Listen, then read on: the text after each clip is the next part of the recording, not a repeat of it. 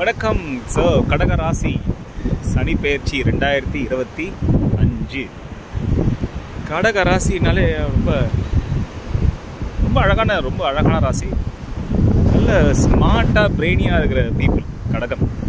நேச்சுரலாகவே ஃபேஸ் வந்து அவங்களுக்கு கொஞ்சம் ரவுண்டாக இருக்கும், சாத்விகமாக இருக்கும். ஒரு 4 பேருக்கு டக்குன்ட்டு பார்த்தோன்னே பிடிக்கக்கூடிய ஒரு அமைப்புகள் இருக்கக்கூடியவங்க, அன்பாக பேசக்கூடியவங்க, நல்லா பழகக்கூடியவங்க. ஒரு பேச்சிலே வந்து ஒரு சின்ன நகைச்சுவை கலந்து ஒரு ஜாலியாக கலாச்சிட்டு ஒரு ஜாலியாக பேசி அது மூலியமாக டக்குன்ட்டு கொஞ்சம் நிறைய ஃப்ரெண்ட்ஸ் பண்ணுறது, தன்னை சுற்றி ஒரு 4 பேரை க்ரியேட் பண்ணுறது.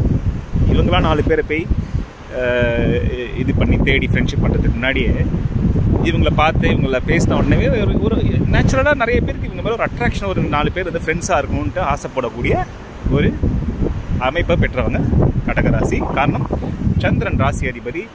சந்திரனை சுற்றி தான் நட்சத்திரங்களே இயங்குது. சந்திரனுக்கு 27 பொட்டாட்டி அவங்க தான் நட்சத்திரம்ன்றோம் இல்லையா? ஸோ அந்த மாதிரி அந்த சந்திரனோட வீடே ராசியாக வரும்போது எல்லோரும் இவங்களை சுற்றி ஒரு ஒரு கூட்டம் இருக்கும். இவங்களுக்குன்னு ஒரு லாயலாக ஒரு கூட்டம் இருக்கும். அவங்க சுற்றி இருக்கிறவங்களும் நல்லா பார்த்துக்கக்கூடியவங்க, நல்லா பேசுவாங்க, நல்லா பழகக்கூடியவங்க. பொதுவாக வாழ்க்கை வந்து நல்ல சிறப்பாக முடியும் கடகராசிக்கு. பூசம் கடைசி பாதம், புனர்பூசம், அப்புறம் பூசம், ஆயில்யம், பிரமாதமான நட்சத்திரங்கள். பூசம், ஆயில்யம், புனர்பூசம்னா பிரமாதமான நட்சத்திரங்கள். நல்ல கேப்பபிலிட்டி, கெப்பாசிட்டி எல்லாமே ஒரு ஸ்கில்லு.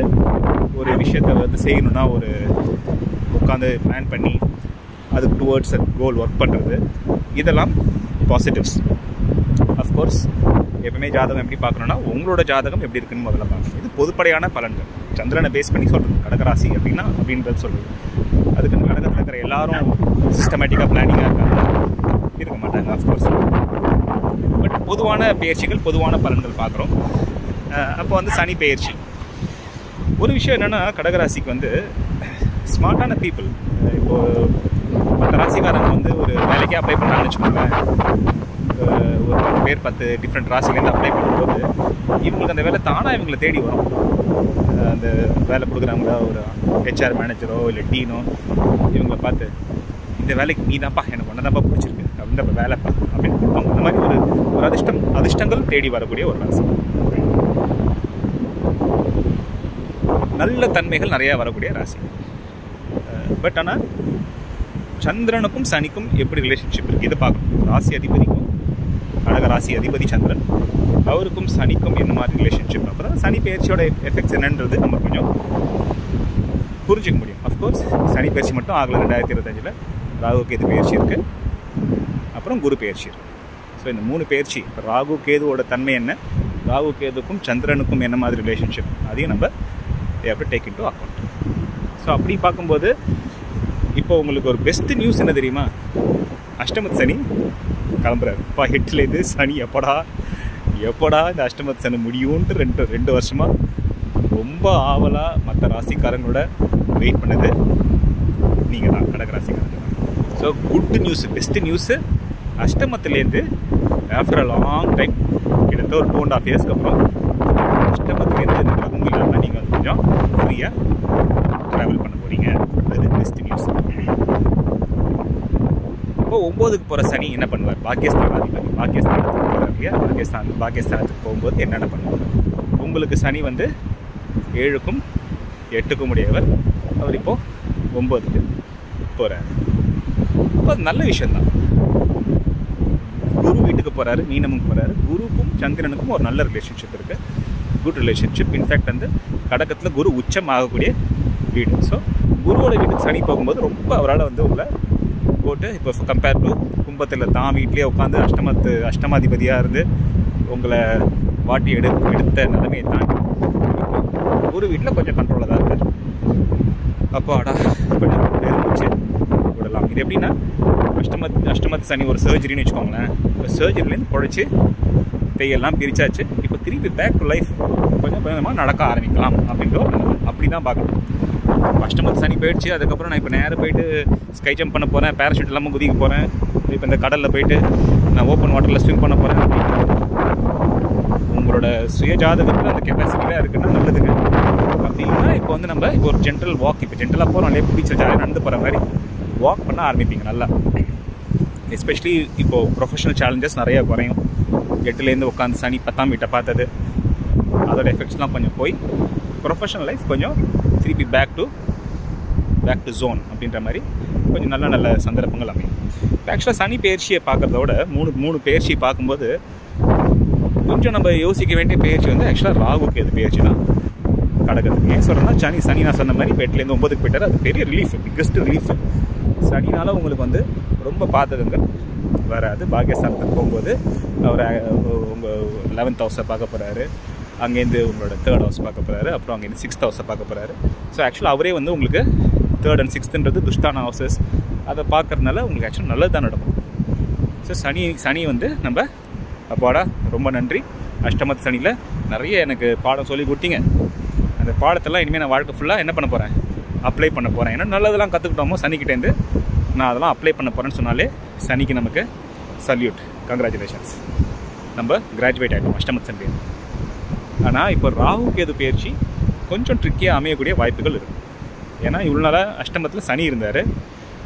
இப்போ அந்த அஷ்டமத்துக்கு யார் வர போகிறான்னா ராகு ரிவர்ஸில் 9th-லேருந்து 8th ராகு வராரு. ஸோ 8ஆம் வீட்டில் ராகு அப்படிங்கிறது வந்து ஒரு ரொம்ப கஷ்டம் ப்ரிடிக்ட் பண்ணுறது.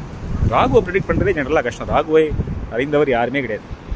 ராகு எந்த மாதிரி ஒர்க் பண்ணணும்னு நமக்கு சொல்ல முடியாது. பட் திடீர்னு ஒர்க், திடீர் வரவு, திடீர் செலவு, பூதாகரமான வரவு, லாட்ரி நாளைக்கு ராத்திரி உங்களுக்கு அடிக்கிறதுக்கு வாய்ப்பு இருக்குது. அதுவும் நடக்கும், நல்லதும் நடக்கும். ஸோ ஒரு நல்ல விஷயம் என்னென்னா திருப்பி குரு பெயர்ச்சின்றதுனால குரு வந்து ராகுவை பார்க்குறாரு. ஆனால் என்ன நடக்கிறதுக்கு வாய்ப்புகள் இருக்குன்னா இந்த சனி பிளேஸ்மெண்ட் அந்த ராகு கேது பெயர்ச்சி குரு பெயர்ச்சியில் நிறைய டென்ஷன்ஸை வந்து எங்கே காட்டுறதுன்னு தெரியாமல் யாரோ இப்போ நான் நடந்து போகிறேன், இங்கே நடந்து போயிட்டுருக்கேன்னு வச்சுக்கோங்களேன். இப்போ திடீர்னு நாய் தரத்தோம் ஓடுவேன், ஓடிட்டு வீட்டுக்கு போனோன்னே என் ஒய்ஃப் ஏதாவது சொல்லும்போது அவளை திட்டுறது, நம்மளோட டென்ஷனை எடுத்துன்னு போய் வீட்டில் காட்டக்கூடிய விஷயங்கள் நம்ம ஸ்டாப் பண்ணணும். எதை ஒர்க் பண்ணக்கூடாது அப்படின்னா இந்த அடுத்த 2 வருஷம் இல்லை 1.5 வருஷம் அட்லீஸ்ட் எங்கேயோ நடக்கிற டென்ஷனை கொண்டு வந்து 2ல் கேது இருக்கும்போது 8ல் ராகு இருக்கும்போது வந்து நம்மளோட மனைவிக்கிட்டேயோ இல்லை புருஷங்கிட்டேயோ இல்லை பசங்கக்கிட்டேயோ நம்ம அந்த வெறுப்பை வந்து ரீடைரக்ட் பண்ணிக்கிறோம். அதை மட்டும் நம்ம கொஞ்சம் கேர்ஃபுல்லாக கவனிக்கணும். குருவோட பிளேஸ்மெண்ட் 12க்கு வந்திருக்காரு. குரு என்ன பண்ணுறது, 12ல் இருக்கிற குரு உங்களோட நல்ல நல்ல வீடுகளில் தான் பார்ப்பார்.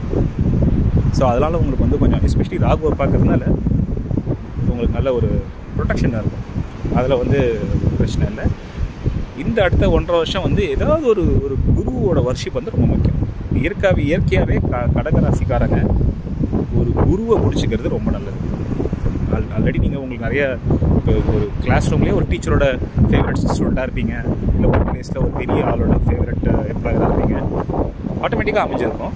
ஆனால் ஒரு நல்ல மென்டாரை வச்சுக்கிறது, ஒரு நல்ல அட்வைஸரை வச்சுக்கிறது, இல்லை ஒரு நல்ல ஒரு இப்போ ஸ்பிரிச்சுவலான பர்சன்னா ஒரு ராமானுஜரை வழிபடுறது, ஒரு ஆதிசங்கரை பிடிச்சிக்கிறது, ஏதோ ஒரு தத்துவம், ஏதோ ஒரு குரு அவரோட காலடிகளை நம்ம சரணடைகிறது முக்கியமான விஷயம். என்னென்னா கடகராசி புரிஞ்சுக்க வேண்டியது நிறைய டைம் நல்ல ஆழமான ராசி, ஜலராசி, கடல் மாதிரி ஆழமான எமோஷன்ஸ், டக்குன்ட்டு எமோஷ்னலாக எல்லாமே வந்து எமோஷ்னல் லெவலில் தான் பர்சீவ் ஆகும்.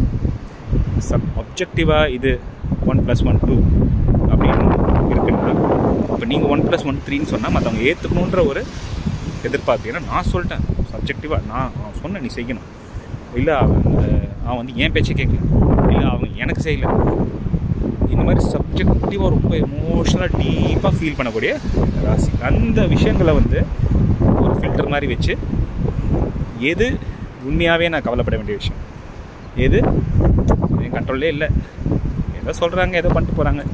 நம்மளோட பெரிய தத்துவங்கள் இருக்குது, குருமார்கள் இருக்காங்க, கடவுள் இருக்கார், அவர்கிட்ட சரணாகதி, ஒரு சரண்டர், எஸ்பெஷலி அடுத்த 1.5 years 2 years சரண்டர் பண்ணிட்டு நிஜமாகவே அஷ்டமத்துலேருந்து காலி பண்ண சனி வந்து ஒரு நல்ல விஷயம் தான்.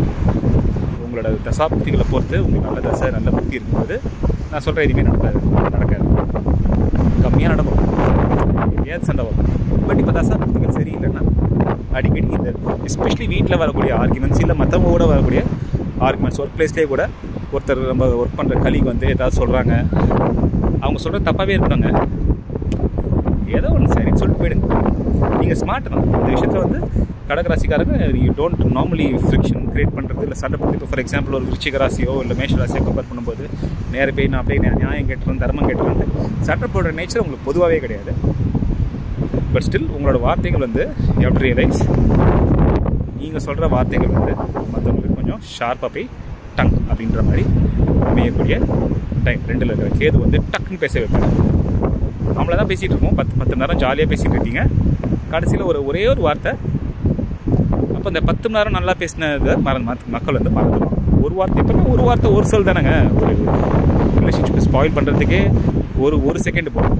ஸோ அந்த ஒரு செகண்ட் நம்ம வந்து கொஞ்சம் கேர்ஃபுல்லாக இருக்கணும். அதே மாதிரி எமோஷனலாக ரொம்ப என்ன சுற்றி என்ன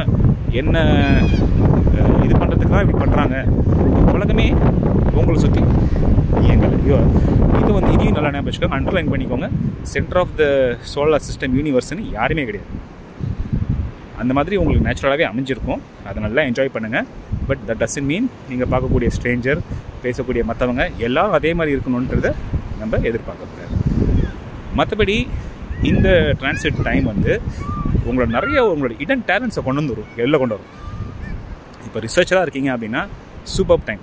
நிறைய ரிசர்ச் ஐடியாஸு இல்லை ரிசர்ச் கொலாபரேஷன்ஸு இல்லை நீங்கள் ரிசர்ச்சரே இல்லைனா கூட ஏதோ ஒரு திடீர்னு நீங்களே ஒரு பழைய புக்கு எடுத்து திருவாசகமோ திருமந்திரமோ 4000 திவ்ய பிரபந்தமோ எடுத்து படிக்க ஆரம்பிங்க. நல்லா அதில் தரவோ அப்படியே ஒரு 1.5 வருஷம் கழிச்சு பார்த்தீங்கன்னா திருவாசகம் அப்படியே தலைகீழ சொல்கிறது, அந்த மாதிரி நல்ல ஸ்பிரிச்சுவல் ப்ரோக்ரஸ் நல்ல பியூட்டிஃபுல் டைம். ஸோ என்ன முயற்சி எடுக்கிறீங்களோ தெளிவாக எடுக்கிறதுக்கு முன்னாடி ஒருத்தரை கேட்டு எடுங்க. சூப்பராக இருக்கும் time. Best time for creativity, க்ரியேட்டிவான சொல்யூஷன்ஸ் பண்ணுறதுக்கு நல்ல டைம் இருக்குது. நல்ல டைமு. கொஞ்சம் ஹெல்த்தை பார்த்துக்கணும், பேச்சை வந்து கொஞ்சம் கம்மி பண்ணிக்கணும். கெடுதலாக பேச போகிறீங்கன்னா அது பேசவே பேசாதீங்க, எக்காரணம் கொண்டோம். அது உங்களை it will come a long way. But otherwise as usual கடகராசிக்காரங்க உங்களுக்கு என்னங்க சூப்பர் ராசிங்க. எப்போவுமே உங்கள் மனசு மாதிரி நல்ல சந்தோஷமாகவும் நல்ல நிறைவாகவும் தான் வாழ்க்கை அமையும். பௌர்ணமி சந்திரன் மாதிரி ஃபுல்ஃபில்டாக வாழ்க்கை அமையட்டோன்ட்டு விஷ் பண்ணி I wish you all the very best. Thank you.